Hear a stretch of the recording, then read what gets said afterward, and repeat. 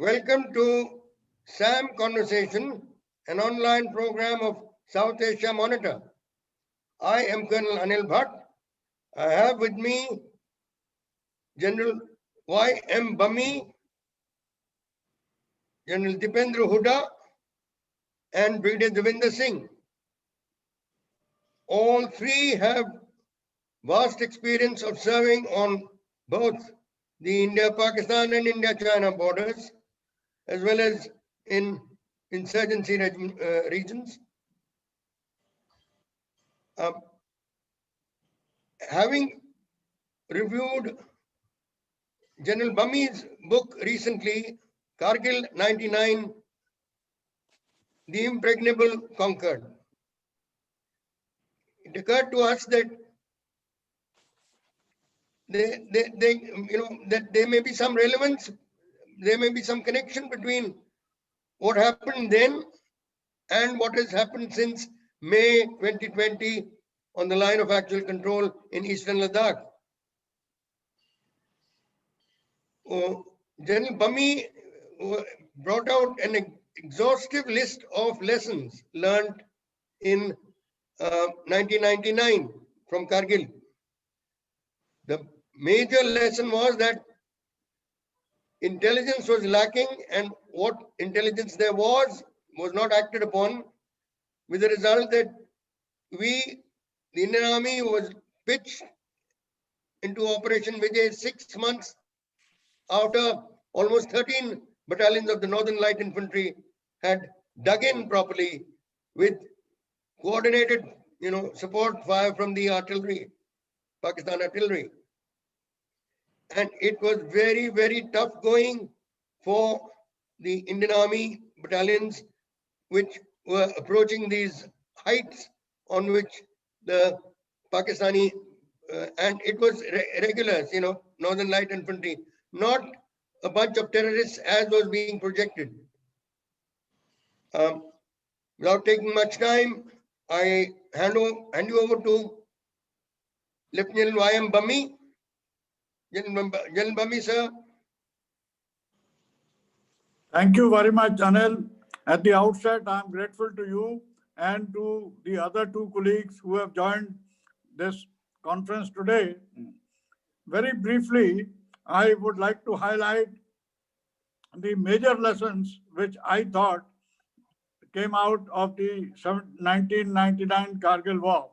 You have mentioned about the intelligence failure. The adversary was able to come into our area and occupy defenses over a period of 6 months to 1 year without us being able to know on any of the resources that we had, either ground or air or electronics. Thereafter, our response was also piecemeal and reactive. We pushed it, we didn't have adequate reserves. We pulled out troops from J&K who were on counterinsurgency grid, and Brigadier Devinder was one of the heroes who moved his brigade, 70 Brigade. He will talk about the difficulties he had in reorienting his troops from counterinsurgency to attacking defenses of the Pakistanis on the heights and capturing them. The third was at the national level, there was a little bit of doubt and restrictions were placed of not crossing the line of control or the ceasefire line that impinged on employment of air power, which initially was also not integrated into the overall battle because this sort of warfare was not anticipated by us. There were also shortages of weapons and equipment, which had to be immediately then imported, and the role played by the Indian Navy in blocking or creating a threat to Pakistan was not highlighted much. Very briefly, I would like to conclude and give opportunity to the other speakers to say what is their relevance today. I personally feel that the Kargil Review Committee formed by the government, its decisions and findings and recommendations, some of them have been implemented, like the creation of a Chief of the Defense Staff supervising the Army, Navy, Air Force, all the three services. Also, integration has taken place at force level as well as at national level between the services and the intelligence. And lastly, clear-cut directions are being given by the authorities to the armed forces, whether there are no restrictions being placed on them and they are being left within the overall gambit of the national policy. Having said that, I would also like to say before I conclude that we salute the sacrifices made by our troops during the Kargil war, and we are confident that the way the Indian armed forces and the country responded to the threat would again be repeated and will be even highlighted even more in case the chips are down and we have to defend our borders on eastern as well as the western frontiers. With that, I would like to conclude and request you to ask the other two speakers to comment. Thank you. Thank you, General Bammi. Brigadier Devinder, if you can please just round up what Operation Vijay, encompassed in Kargil. Colonel Anil, my thanks to you and to the South Asia Monitor for this invite. Also, one is privileged to be on the panel along with General Bammi and General Hooda, both very distinguished generals of our army. I'd like to highlight that General Bammi's book on Kargil is the most detailed and comprehensive account of the Kargil war since I was there and I realized how well he's covered it. Now, coming on to this aspect of Kargil 99 and Ladakh 2020 as a comparison is what you really were looking for. Both these are 20 years apart, but they have numerous similarities and few dissimilarities. The dissimilarity probably is that one was against Pakistan, the other is against China. One was in a LOC environment, one is in a LAC environment. And if you extrapolate both these aspects of both the Pakistan versus China and LOC versus LAC, almost everything will become clear to people who are into defense studies and otherwise examining the issue, that the resultant casualties, the resultant diplomatic actions, the economic reactions, all these are really contingent on both these aspects. And by and large, they've been fairly handled. But as far as the similarities are concerned, that is something more serious and we need to take a note of because it is recurring over the years. Not over the years, in fact, right since our independence. And rightly brought out that it was first and foremost was intelligence failure. I wouldn't call it only intelligence failure because in Kargil 1999, there were enough indications of 5,000 armed personnel in FCNA. There were enough reports that Pakistan had bought 5,000 sets of alpine clothing. There were enough indications that something is going to happen because the firing levels had been increasing on the national highway in Dras sector. But notwithstanding all this, let's take a similarity to Ladakh 2020 also. Here also, there were enough reports that there are thousands of PLA troops have been inducted into Tibet. As per the reports, we even consulted the Russians on this. But we did not come to any definite conclusion at the end of it that whether this was a large-scale exercise or what it is going to result into, and the lack of overall ability in our institutionalized process to accept the reality and take counteractions. Whether if we realize that something is going to happen, we try to ignore it, we try to somehow avoid taking a decision on it, hoping that will pass. And this, I think, is a common similarity, which has been our weakness right from independence, whether we take any 1962, whether we take any other time we have been surprised. So this is what I wish to highlight. As regards the Batalik sector itself, not that it was any different from the others, but it was the remotest area. And one was a skeleton brigade headquarter reserve, which rose from 0 battalions to 11 battalions.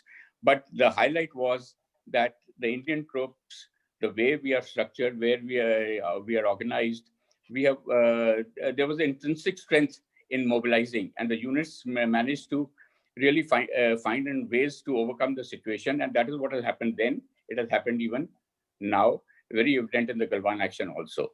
So that will always be a strong point, and we are highly dependent on that, but that does not abstain us from getting into this more difficult part of it, that the institutionalized ability to take a decision which is developing and to have a realistic assessment and evolve a plan is something that we need to do more seriously. Thank you, Brigadier Devinder. General Hooda, I think there's nobody better placed than you to take back a look at Kargil and relate it to whatever has happened on the line of actual control in eastern Ladakh from 5th May onwards, 5th May 2020 onwards. So thank you very much, sir, for inviting me here, and it's a great privilege to be here with General Bammi and Brigadier Devinder. So let me just look at what has happened in the 20 years since Kargil.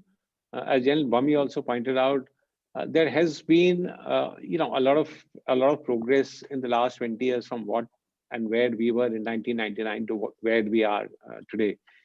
A large number of the recommendations of the Kargil Review Committee, the group of ministers that was formed, a number of those recommendations have also got implemented, in terms of defining the intelligence structures, etc., etc.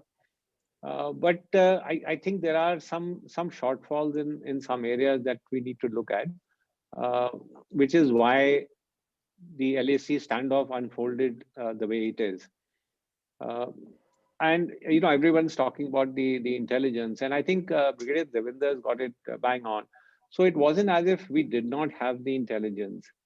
So right from January 2020, reports had been coming out that there is a major military exercise that is going on in Tibet. I think where the weakness is in gauging intentions. That what was the intent of these people who came? Frankly, there was no immediate provocation that could have led us to believe that the Chinese would come in such large numbers in this area. So I think that is where we need to refine our processes to be able to read the situation much better. Today, we have, I'm aware since I was there in Northern Command, that we have sufficient capability to look into Tibet.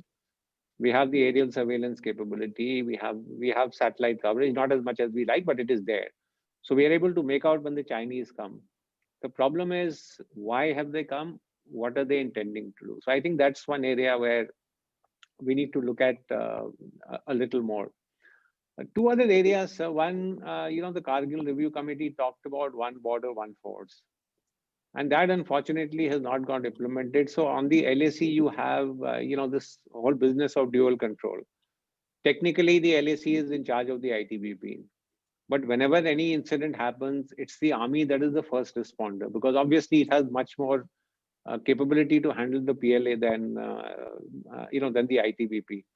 But this system of dual control, one force under MHA, one force under MOD, I think is something that we need to probably review and look at and see if we can get one border, one force, which was a recommendation of the Kargil Review Committee. And finally, I think our civil military structures in planning, the strategic planning between the political leadership and the military leadership to some extent is still missing. And that is what you need when you want to deal with adversaries like China. So I think somewhere our civil military structures and organizations need to gear up to have better strategic planning in areas like this. One area I think where we've improved tremendously, which was very impressive, was the manner in which the Indian Army mobilized with the help of the Indian Air Force. Our strategic lift capability has enhanced very significantly. So all tanks that came into Ladakh were all flown in. So not a single tank actually had to come by road. Troops were all flown in. The fact that we managed to sustain so many troops, even though roads are all shut off, is a reflection of our logistics, our strategic airlift, that has improved tremendously. And I think that's one thing where, we feel we are at an advantage with China.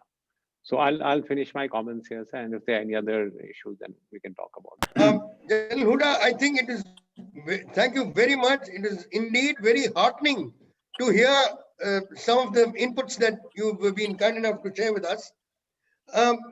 Particularly this about, a massive, logistics build-up by which you could fly regiments of tanks. This is, I think, this is new.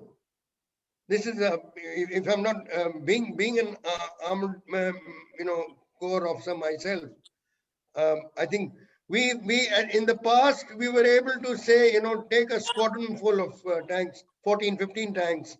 That too after making some modifications in the aircraft, or in the very first instance when we took them in 1947, those are small Stuart tanks, which we removed the turrets off, put them in wheeled vehicles, took them in wheeled vehicles up and reassembled them. Later, when the independent squadron was flown to Ladakh, it was done in tanks without any, dismantling. But this is, it's hats off to the way it's been done this time. And also, I think the kind of shock that we were able to create, what we achieved on 28th, 29th August, for Kargil, we say that there was lack of intelligence, or whatever intelligence there was not acted upon. But I think here, even in Galwan, we may say that there may have been a bit of, intelligence, lack of intelligence. But what we did and achieved on 28th, 29th of August, I think was unprecedented as far as meticulousness in planning, coordination, and surprise. Would you like to comment on that, General Hooda? Yes, sir, absolutely. The action that was taken on August 28, 29th, and the very swift capture of heights along the Kailash range, I think that is one area which completely sort of taken the PLA by surprise. And I think while we may look at the occupation of these heights as tactical, the fact is that it's had a strategic impact. The reason why today China's agreeing to pull back from Finger 4 back to Finger 8, something that they were just refusing to do, I think is all because of the pressure that has been applied by occupation of these heights. The fact that you are overlooking one of the very important garrisons in this area, the Moldo garrison. So I think that action was yes, was outstandingly planned and meticulously executed. Thank you very much, General Hooda. Thank you very much, General Bammi, Brigadier Devinder. I think we've been able to bring out where we stood 20 years ago and where we are now. Jai Hind. Jai Hind. Thank you. Thank you very much, sir. Thank you. Bye. Bye, Bammi sir. Bye, sir.